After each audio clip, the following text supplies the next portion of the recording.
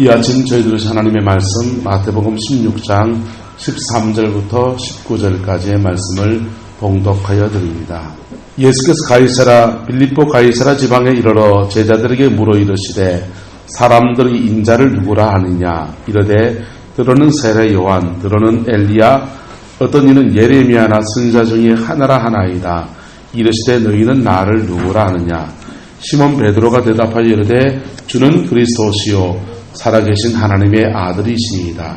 예수께서 대답하여 이르시되 바요나 시몬아 내가 복이 있도다. 이를 너에게 알게 하니는 혈육이 아니요 하늘에 계신 내 아버지시니라.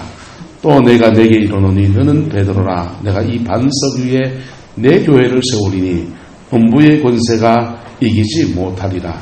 내가 천국 열쇠를 내게 주리니 내가 땅에서 무엇이든지 매면 하늘에서도 매일 것이요 내가 땅에서 무엇이든지 풀면 하늘에서도 풀리리라 하시고. 아멘. 한 공부를 많이 한 사람이 나룻배를 타고 큰 강을 건너갑니다. 큰 강을 건너가는데 뱃사공이 이렇게 저렇게 노를 저어가는데 말을 건네는 것입니다. 여보시오 사공 혹시 논어를 읽어봤소? 아니요 논어를 못 읽어봤는데요. 아니 논어도 못 읽고 어떻게 사는가? 그럼 맹자는 읽어봤어. 맹자가 누군데요? 아이고 비극이구만 이러는 거예요. 사공이 괜히 심통이 납니다. 그런데 갑자기 돌풍이 불더니 이 배가 그냥 그 강물 속으로 막 빠져가는 겁니다. 난리가 나서 막 폭풍 속에서 갑자기 이 배를 탄 사람들이 우왕좌왕하는데 그때 사공이 이 공부 많이 한 사람한테 묻습니다. 선생님 혹시 수영은 할 줄 아십니까? 못합니다. 큰일 났구만. 여러분 목숨이 균각이 달린 상황에서 맹자가 무슨 소용이 있고 공자의 가르침들이 논어가 무슨 소용이 있습니까? 여러분 우리에게 오늘 창립기념주일인데요. 세상에 단 하나밖에 없는 기관이 바로 뭐냐? 세상에 많은 기관이 있고 많은 단체가 있지만은 이 땅에 생명의 역사를 이루는 기관으로 하나님이 세우신 유일한 기관은 바로 교회인 것입니다. 할렐루야.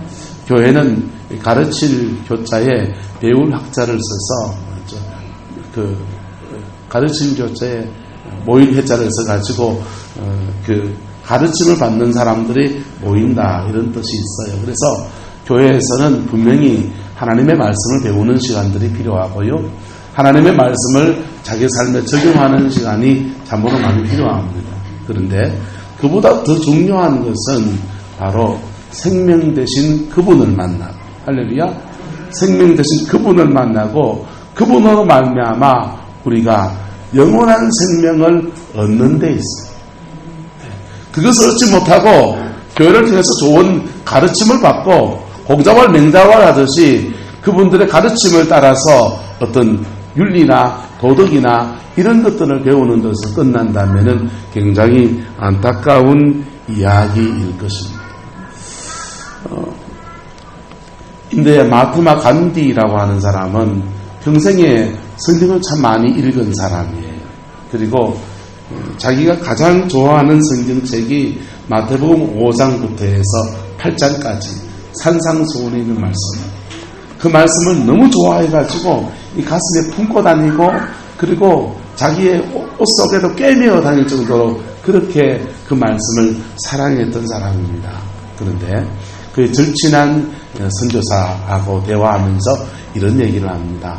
간디, 자네는 예수님의 가르침을 좋아하지만은 나는 그 가르침도 좋지만은 그분이 너무 좋다네. 그렇게 얘기하는 거예요. 무슨 말이가 됩니까? 여러분, 예수님의 가르침은 정말로 귀한 얘기거든요. 공자님의 가르침은 능가하고요. 석가모니의 가르침은 능가하지요. 그런데 그 가르침보다 너무나 귀한 것은 그분이 우리에게 뭘 준다는 겁니까? 생명을 준다는 것입니다. 할렐루야. 근데 이 교회로 말미암아 이 생명을 받지 못한다면은, 또는 교회가 진리에서 이탈해서 생명을 더 이상 주지 못한다면은 이 교회가 무슨 소용이 있습니까? 교회가 사람들의 영혼 속에 생명을 주지 못하고, 교회에 와서 사람들이 이 교회를 통해서 생명을 얻기를 구하지 않는다면은 이 교회 건물이 있을 이유가 뭐 있습니까? 좋은 거 배우는 거는요, 여러분, 텔레비만 들어도 요즘 인문학 강의들, 참 좋은 강의들 많이 있어요. 그런데 이 땅에 하나님이 유일하게 생명을 주려고 세운 기관이 바로 교회라는 것입니다. 할렐루야. 그러면 교회가 변질되어지면요, 교회를 통해서 사람들은 뭘 못 얻는 거예요? 생명을 얻지 못하는 거예요. 지금 한국교회의 심각한 위기는 뭐냐? 교회를 통해서 사람들이 생명을 얻지 못하고 있다는 거예요. 또 사람들이 교회에 와서 교회를 통해서 생명을 구하지 않는다는 거예요.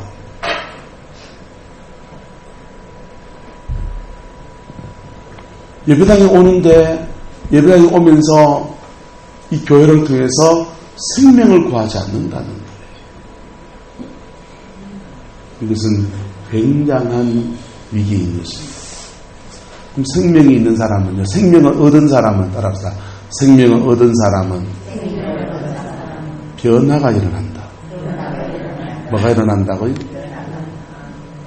예수의 생명이 그의 영혼 속에 들어온 사람은 변화가 일어나게 되어 있어요. 그런데요, 예수의 생명이 그의 영혼 속에 들어오지 않는 사람은요, 변화가 일어납니까? 안 일어납니까? 안 일어나지요. 예수님 곁에도 12제자가 있는데 그 제자들 가운데서 변화가 일어나지 않은 사람 한 명이 있었습니다. 누굽니까? 가룟 유다예요. 예수님 곁에 있으면서 변화가 일어나지 않으니까 예수님 바로 곁에서 그는 무엇을 추구합니까? 자신의 사익을 추구해 가는 거죠. 자신의 사익을 추구해서 예수님의 그 성도들이 헌금한 그 헌금 주머니를 노리는 사람으로 가장 거룩한 자리에서 가장 속된 삶을 살아가는 그런 사람이 되어지는 것입니다. 주님이 그 가룟 유다에게 몇 번이나 경고를 하는데도 그는 자신의 이 죄된 삶들을 버리지 아니하고 결국은 예수를 팔아치우는 데까지 나아가는 어리석은 사람이 되고 가장 비참한 인생으로 그의 생을 마감하는 그런 사람이 되어버린 겁니다. 여러분 이 교회를 통해서 무엇을 얻기 원합니까? 교회 오면 친구가 있습니까? 교회 오면 말동무가 있습니까? 교회 오면 밥 한 술 우리에게 밥 잘 먹으니까 밥 한 술 얻어먹는 재미가 옵니까? 무엇 때문에 옵니까? 교회를 통해서 생명을 구하는 저와 여러분 되시기를 축복합니다. 그리고 교회가 마땅히 이것을 줄 수 있는 교회로 우리가 더욱더 건강하게 세워져 가는 은혜가 있기를 소망합니다. 여러분, 교회가 사람들의 영혼에 생명을 주려고 하면 이 교회에 그래도 교회의 터줏대감이 된 사람들이 어떤 사람이 되어야 되느냐? 그 사람들은 따라서 성령 충만해야 합니다. 뭐 충만해야 된다고요? 성령 충만해야 되지요. 이 교회의 장로님이 되고 이 교회 권사님이 된 사람들은 뭐 충만해야 된다고요? 욕심 충만? 여기 와서 자기 자랑, 내 높아지는 얘기 다 필요 없다니까요. 성령 충만해야 돼요. 할렐루야. 그리고 십자가의 피 묻은 복음이 이 강단에서 늘 새롭게 들려지고 늘 새롭게 들려질 수 있도록 저는 준비하고 전해야 되겠죠. 왜냐하면 생명은 그것으로 밖에 오지 않기 때문에. 예? 그것으로 밖에 오지 않기 때문에. 사람이 물에 빠졌습니다. 물에 빠진 사람한테 누군가 외칩니다. 이 사람아, 수영을 배워놔야지! 이렇게 가르치는 것은 공자님이 가르치니. 물에 빠졌습니다. 아이고, 사람은 나 죽는 거야! 마음을 비우고 죽음을 받아들여! 이거는 서가모니의 가르침이에요. 물에 빠진 사람한테 뛰어들어가서 그 사람 건져내고, 그게 바로 생명의 역사인 것입니다. 할렐루야. 지금 봄이에요. 여기저기 오리나무가 이게 움이 돋고요. 싹을 틔워가면서 살아있은 생명의 역사를 나타냅니다. 역독한 겨울을 지내면서 어떤 나무는 말라서 또는 얼어서 죽어버린 나무들도 있지요. 여러분, 세상에 많은 교회가 있습니다. 많은 교회가 있는데 교회마다 이 생명력이, 영혼을 살리는 이 생명력이 약해진 교회들이 많은 거예요. 겨울에 혹독한 추위를 견디면서 그 속에서 죄송하지만 이 생명력이 완전히 죽어버린 것과 같은 그러한 상황에 처한 교회들도 사실은 존재하는, 그러한 시대에 우리 성광교회는 바로 생명을 전하고 생명을 나누고 생명을 잉태하고 생명을 세워가는 생명 중심의 교회로 아름답게 세워지게 되기를 예수님의 이름으로 소망합니다. 오늘 교회가 창립하는 이 주일에요, 우리 이 마음을 주님 앞에 다시 한번 회복하는 은혜가 있기를 소망합니다. 일본에 가면은 절들이 많아요. 신사들이 많고요. 절에 올라가면서 어떤 마음을 가질까요? 사람들은, 절에 가는 사람들은 어떤 종교적인 어떤 뜻을 가지고 가는 분들은요, 아이고, 그 가서 마음을 비워야지, 빈 마음이 돼야지, 이런 분도 있고, 그렇지요. 어떤 분들은요, 불교에 잘 모르는 사람들은 가가지고 돈 주세요, 떡 주세요, 밥 주세요, 우리 아들 대학 보내주세요, 길 열어주세요, 이거 빌려가고, 불교를 좀 아는 사람들은 뭐 하러 갑니까? 내 마음을 비워야지, 그래 가는 거예요. 자, 그런데 그렇게 마음을 비우러 절에 올라가는데 일본에 가면 참 이상하게도 그 절간 바로 밑에는 꼭 유곽이 있는 거예요. 아일러지하지 않습니까? 절간 바로 밑에는 뭐가 있다고요? 유곽이 있어서 몸 파는 사람이 있고 부어라 마셔라 하는 사람이 거 있는 거예요. 참 이상하지요. 사람의 속성은 참 묘한 게 있어요. 거룩함을 추구하면서도 죄된 삶으로 달려가고 하지 않은 이 마음이 그냥 양쪽에서 땡기는 이 두 가지 속에서 존재하는 거예요. 근데 이게 제대로 아다리가 안 되면 어떤 현상이 일어나느냐, 마치 살 빼는 사람들이 요요 현상이 있잖아요. 예?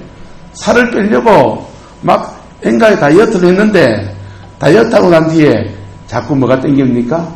달달하게 땡기고 음식이 땡겨가지고 이 요요 현상 때문에 더 많이 먹는 현상들, 그와 같이 마음을 비우고 거룩한 걸 추구해보고 그러면 그럴수록 이상한 게 사람의 욕망 안에는 죄된 것을 향해 달려가고자 하는 이런 것이 두 가지가 동시에 존재합니다. 그런데 예수님의 피 묻은 복음은요, 피 묻은 복음은 저와 여러분을 변화시켜서 생명을 주시는 거예요. 할렐루야. 예수님의 피 묻은 복음은 저와 여러분을 변화시켜서 하늘의 생명을 주시는 거예요. 그 생명을 받은 사람들은요, 생명 안에서 이 땅을 살아가다가 그리고 영원한 생명 얻은 자답게 천국에 가게 되는 은총을 얻게 되는 것입니다. 후안크로스 올티즈 목사님이 천국 입구의 얘기들을 써놓았어요. 아주 코믹하게 써놓았습니다. 천국 입구에서 베드로가 나와서 문제를 냅니다. 자, 마태복음 몇 장은 되는가? 내가 신앙 고백을 한 자가 몇 장이지? 몇 장입니까? 16장! 예, 맞았으니까 너 통과. 이렇게 천국 입구에서 시험 치는 게 아니고 베드로가 청증이 더 들고 나와서는 심장을 퉁 눌러보더니 쿵쿵쿵쿵 심장이 뛰고 있구만 살아있네 하면서 들어가 이런다는 거예요. 할렐루야. 우리가 정말 교회 안에서 거듭난 사람, 영혼이 거듭난 사람, 그 사람을 세우는 게 바로 교회인 것입니다. 그 사람을 남나가는 게 교회인 것이고, 교회를 통해서 그것을 구해야 하는 것입니다. 그것을 구하고 그렇게 세워지면 하나님은 그 교회가 사명을 감당하고 있기 때문에 그 교회에 오늘 부른 찬송처럼 부흥을 허락하시고 자꾸만 영혼을 더 붙여주시는 역사를 이렇게 가시는 거예요. 할렐루야. 이 은혜가 우리 교회 안에 있게 되기를 소망합니다. 여러분, 교회가 문턱이 있어야 됩니까? 없어야 됩니까? 예, 교회는 문턱이 없어야 되지요. 그런데 교회는 높은 문턱이 있어요. 그 문턱은 바로 십자가라고 하는 문턱입니다. 십자가라는 턱을 넘지 못하면 여기 앉아있어도 앉아있는 게 아니에요.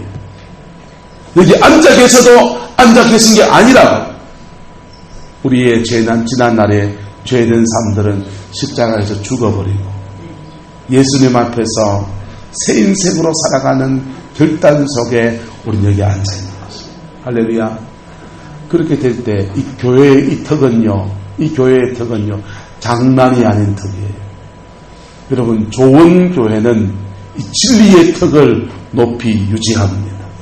고수합니다. 그런데 좀 질이 떨어지는 교회들은요, 질이 떨어진 교회는 이 진리의 턱 외에 다른 턱들이 막 세워져 있어요. 다른 턱들이. 서울에 가면 교회들 좀 특이한 교회들이 많습니다. 어떤 교회는 대학 교수들이 주로 모이는 교회가 있어요. 교회 구성원들이 SKUI대, 예? 그 출신들이고요. 대학 교수가 아니면 거기 명함도 잘 못 내밀고요. 또 어떤 교회는요, 지역적으로 막 연결되어 있습니다. 전라도 분들이 모인 교회가 있어요. 거기는 그 교회 경상도 사람이 들어갔다 눈총 맞습니다. 그리고 충청도나 다른 동네 사람들은 그 교회 안에서 그냥 다닐 수 있지만은 중재자 선거하면은 내가 떨어져버려요. 어떤 교회는 경상도 교회가 있습니다. 경상도 사람이 오복하게 모여 있습니다. 거기서 뭐 깽 이랬다가는요, 진짜 깽 되는 거예요. 그게 교회의 본질입니까? 교회가 제대로 된 것입니까? 교회는 문턱이 없어야 되고, 문턱이 있어야 되고, 진리라고 하는 문턱이 굳건하게 세워져야 돼요. 그리고요, 그 외의 턱은 무너져야 돼요. 그게 무너지지 않으면 그 턱 때문에 영혼들에게 상처 주고요, 영혼을 아프게 하고요, 교회 안에서 사람들의 영혼이 십자가에 부딪혀서 그 죄된 삶이 끊어지고 새 인생을 살아갈 수 있는 놀라운 은혜와 그 영광을 가리워버리는 거예요. 그 가리우면요, 그 가리우는 자에게 화가 있습니다. 예수님이 바리새인들에게 말합니다. 너희는 천국문의 입구를 막고서 너희도 들어가지 않고 들어가야 하는 자를 막았었다는 것. 너희는 사람 영혼을 얻으려고 온천을 내며 전도하다가 그 영혼 하나 얻으면 너보다 몇 배나 더 지옥 자식을 만든다는 것. 무슨 얘기입니까? 생명력을 잃어버린 교회의 이야기인 것입니다. 뭘 잃어버린 교회예요? 생명력을 잃어버린 교회의 이야기인 것입니다. 그럼 교회는 어떻게 되느냐? 교회는 예수님이 주인 되어야 합니다. 할렐루야. 누가 주인 되어야 된다고요? 예수님이 주인 되어야 됩니다. 제가 주인 되어야 됩니까? 아니요. 장로님이 주인 되어야 됩니까? 주인 되려 하는 사람 망하게 돼 있어요. 교회는요, 주인 되려 하는 사람 망하게 돼요. 왜요? 이 교회의 주인은 우리가 인정하든지 누가 주인이십니까? 하나님 두 눈씩 부른 살아계신다니까요. 예수님 부활하셔서 지금 하나님 보좌 우편에 가만히 열손 제대하고 앉아 계신 게 아니고 이 교회 안에 운행하시는 분이시다니까요. 그래서 여기서 감히 목소리 높여다가는요, 그분한테 꿀밤 맞아요. 내가 주인이라고 설치되면요, 주님이 이놈아, 주인이 따로 있다. 주인이 누구십니까? 바로 주님, 그분이 주인이십니다. 할렐루야. 교회가 그리스도 그분을 높이는, 그분의 주인됨을 인정하는 그런 공동체인 것입니다. 오늘 시몬 베드로가 말합니다. 주는 그리스도시요 살아계신 하나님의 무엇이니라? 아들이니이다. 이렇게 고백할 때에 예수님은 나의 주인입니다 라고 고백할 때에 예수님은 그 베드로의 심령 안에 들어오셔서 말씀합니다. 시몬아, 내가 복이 있도다. 이를 내게 알게 하니는 혈육이 아니요 하늘에 계신 내 아버지시로다. 내가 이 반석 위에다가 나의 교회를 세우리니 음부의 권세가 이기지 못하리라. 여러분, 이 음부의 권세가 이기지 못하리라, 이 번역은요, 한문 성경하고 우리나라 성경만 요래되어 있어요. 왜 이걸 이렇게 번역했는지 이해가 안 돼요. 우리나라 한문 성경을 인용해서 번역을 하다 보니까 한문 성경, 중국어 성경을 그대로 따가지고 그대로 놨어요. 그런데 아직까지 안 고쳐 그냥 놔두고 있는 거예요. 원래 원문은요, 너는 베드로라, 내가 이 반석 위에 나의 교회를 세우리니, 따라합시다. 너희가, 이 교회가 대적의 문을 취하리라. 뭘 취하리라? 대적의 문을 취하리라. 원수의 문을 취하리라. 그렇게 공격적인 교회를 말하고 있는 교회는요, 신앙의 고백 위에 제대로 쓴 교회는, 그리스도를 주인으로 제대로 모시는 교회는 그분이 죽음으로 말미암아 그에게 무엇이 주어지고? 생명이 주어지고, 그 생명 안에서 그 생명 안에서 대적의 문을 취하는 교회가 된다는 거예요. 대적의 문을 취한다는 말이 무슨 말이냐?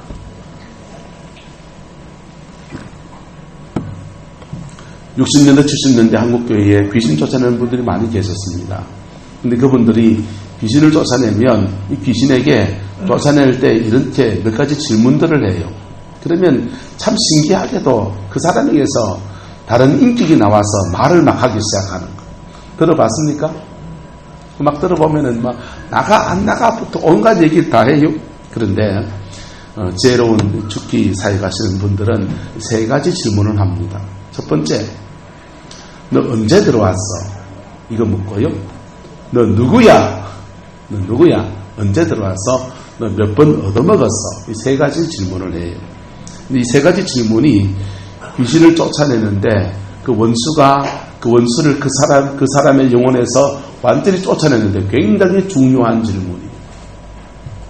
언제 들어왔어? 라고 하는 말은 무슨 말이냐면 그 영혼이 그 사람에게 들어온 기간이 나오는 거예요. 그러면요, 얼마나 들어와 있었는지.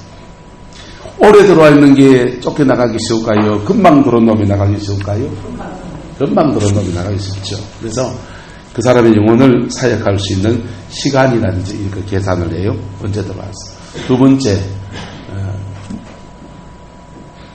언제 들어와서 이 질문 안에 또 하나의 의미는 뭐냐면, 언제든 얘가 어릴 때 울 때 들어왔다라든지, 또는 누구한테 상처받고서 그거 마음에 미워할 때 들어왔다든지 할 때, 이게 바로 뭐냐면 따라합시다.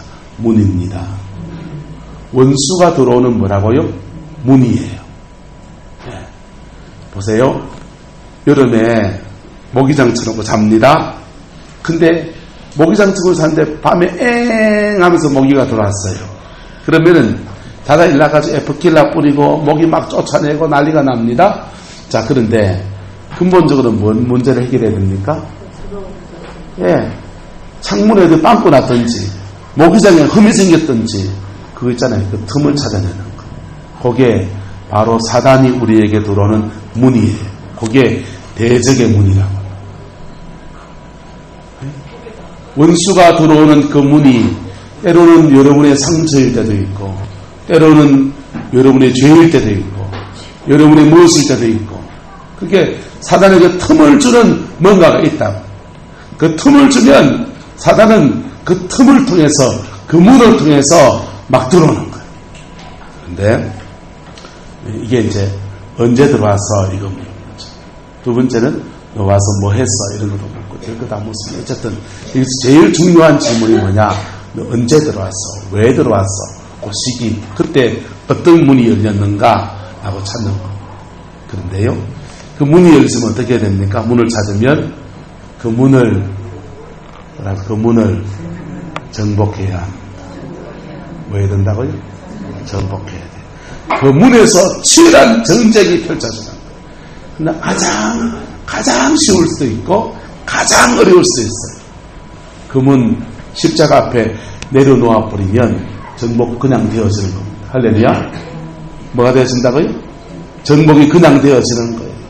그 문을 십자가 앞에 회개하면서 내려놔 버리면 그냥 정복이 되어져 버리는 거예요. 근데 그 문을, 용서라고 하는 그 문을 십자가 앞에서 내려놔 버리면 그냥 정복이 되었는데, 거기에 우리의 습관이나 죄성이나 우리 욕심이나 이게 더 들어붙어 있으면 그 죄를 버려요, 안 버려요? 안 버리고 앉아. 안 버리고 있으면은 그 싸움이 고무줄처럼 찌 늘어나는 거예요. 여러분에게 간단한 싸움이 되기를 축복합니다. 오늘 성경에 말하는 것은 그겁니다. 내가 이 반석 위에 나의 교회를 세우리니, 이 교회가 대적의 문을 취한다는 말은, 그 문을 어떻게 점령할 수 있냐는 말은 바로 십자가에서 우리의 죄가 정리가 되면, 우리의 상처가 정리되면 그 문은 그냥 점령이 되어지는 것입니다. 할렐루야. 예? 악한 사단의 역사가 들어오는 그 입구가 정리가 되어지면 우리의 삶에는 하나님이 주는 생명의 풍성한 역사가 맺어지는 거예요. 할렐루야. 두 번째, 이렇게 교회에 주는 축복은 뭐냐? 19절입니다. 내가 천국의 열쇠를 내게 주리니, 내가 땅에서 무엇이든지 뭐하면요, 매면 하늘에서 매이고, 땅에서 풀면 하늘에서 풀리리라. 맺고 묶고 푸는 권세가 바로 교회에 주어져 있다. 또 교회의 성도들이 이 맺고 푸는 권세를 가지고서 그의 삶을 축복으로 열어갈 수도 있고, 예? 그의 삶을 저주 가운데 방치된 삶을 살 수도 있다라고 하는 것입니다.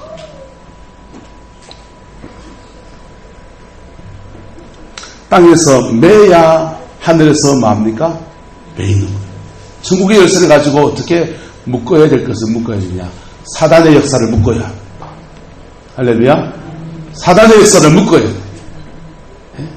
원수가 이 구름포 땅에 막 역사하는 것들을 묶어야 돼. 또 풀어야 돼. 뭘 풀어야 됩니까? 하나님의 복주심의 역사가 이 땅에 쏟아지도록 풀어야 돼. 할렐루야. 이거는 하늘에서 풀어지는 거라고. 근데 그것 위해서 우리가 뭐 해야 되느냐? 땅에서 맺고 땅에서 푸는 걸 해야 된다.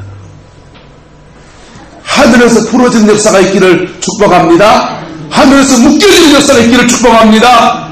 그걸 위해서 우리는 뭐 해야 된다고요? 땅에서 묶고 땅에서 풀어야 된다.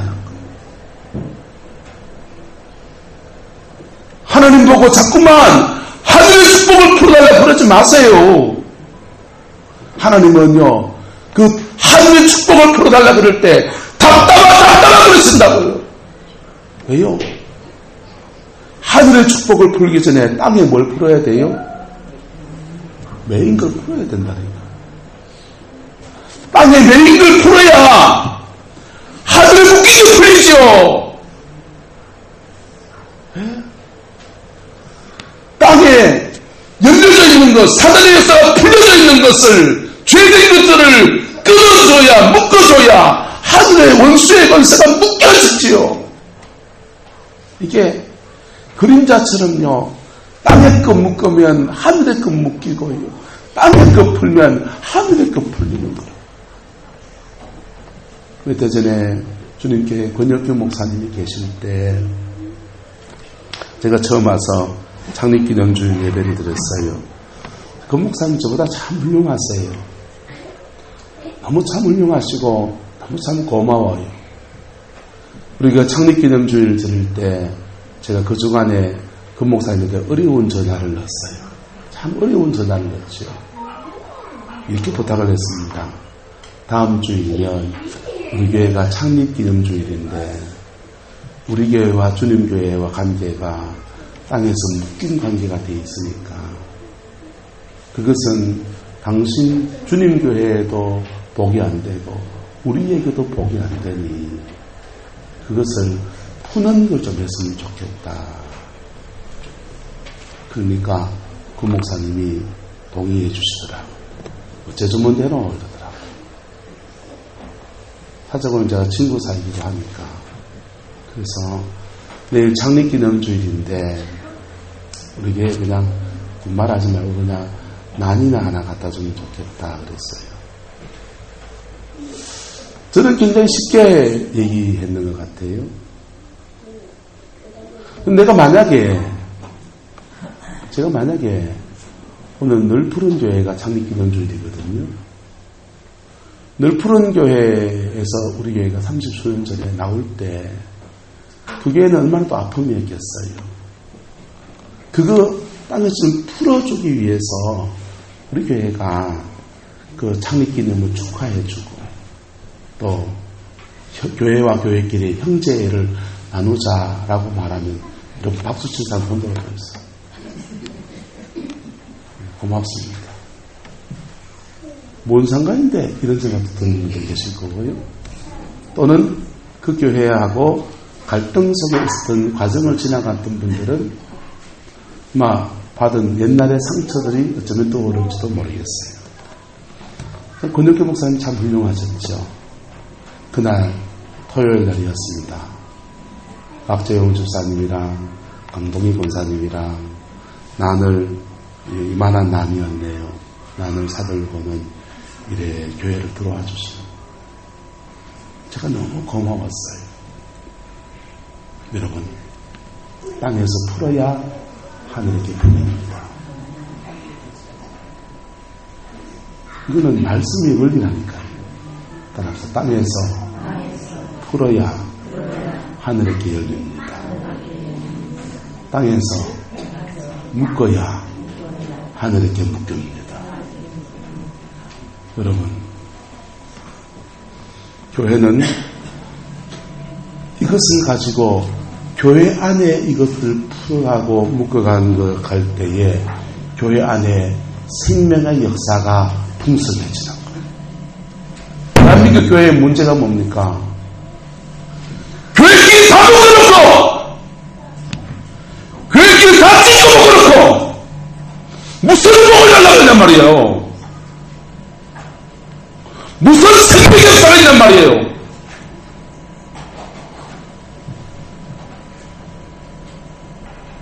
하나님의 생명은 절에서 줄 수 없는 것이고 학교에서 줄 수 없는 것이고 하나님의 생명은 정부에서 줄 수가 없는 것이고 하나님의 생명은 예수 그분이 목숨을 주셔서 주신 거라고. 그리고 우리 대신 죽어주셔서 당신의 생명을 주신 거라고. 저주는 그분이 다 받으시고 아브라함의 복을 주시고 사랑은 그분이 짊어지시고 우리 생명을 주시고 빨가벗기면 그분이 당하시고 수치는 그분이 당하시고 우리의 수치를 덮어주시는 세마포를 입혀주시는 게 아버지의 사랑. 가시관에 찔리시고 창에 찔리시고 채찍에 맞으시고 그래서 우리에게 생명을 주신 거라. 결코 싸구리로 온 게 아닌 것입니다. 이 싸구리로 온 게 아닌 것입니다. 교회는 이것을 이 죽어가는 세상 가운데 나누어 줘야 되는 존재예요.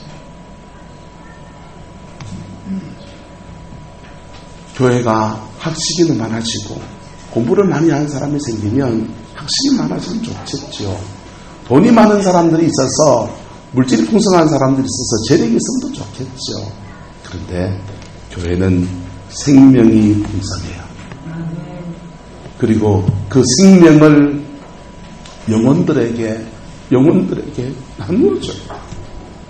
그 생명을 나누어주면 봄, 기운이 돌면은 모든 사람들이 살아나듯이 다 인생에서 지 몫의 삶을 살면서 자기 날개를 달고 날아가는 위대한 사람들이 일어나게 됩니다. 그래서 교회가요, 건강한 교회들은 그 교회 안에 있는 사람들이 다 자기 날개를 달고 자기 인생을 살아갈 수 있는 그 은혜를 공급하는 놀라운 능력이 있는 겁니다. 여러분, 오늘 시대에 필요한 게 뭐냐? 교회의 본질을 회복해야 합니다.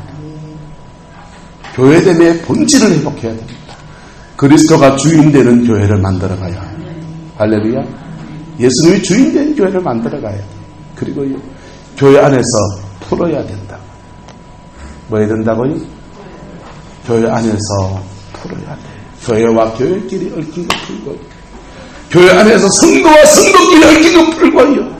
교회 안에서 목회자와 성도 사이에 얽힌 걸 풀고요. 그럴 때, 풀 때 하늘의 것들이 풀린다고. 여러분, 하늘의 것들이 풀리는 게 뭔지 압니까? 따라합시다. 우리에게 축복이다. 여러분, 하늘에게 풀리는 게 우리에게 어마어마한 축복이에요. 어떤 왕에게 1만 달란트를 탕감받은 사람이 있습니다. 1만 달란트를 탕감받았어요. 너무나 감격해서 기쁨이 넘쳤습니다. 그래서 이 사람이요, 왕을 앞에 쫙 나와서 가다 보니까 자기에게 100데나리온 빚진 사람을 만납니다. 여러분, 100데나리온 빚진 사람 만나니까 갑자기 이 사람이요, 그 기쁨이 사라지고 갑자기 돌변해가지고는 이 사람 역사를 잡고서는요, 그 100데나리온 갚으라고 난리가 난 겁니다.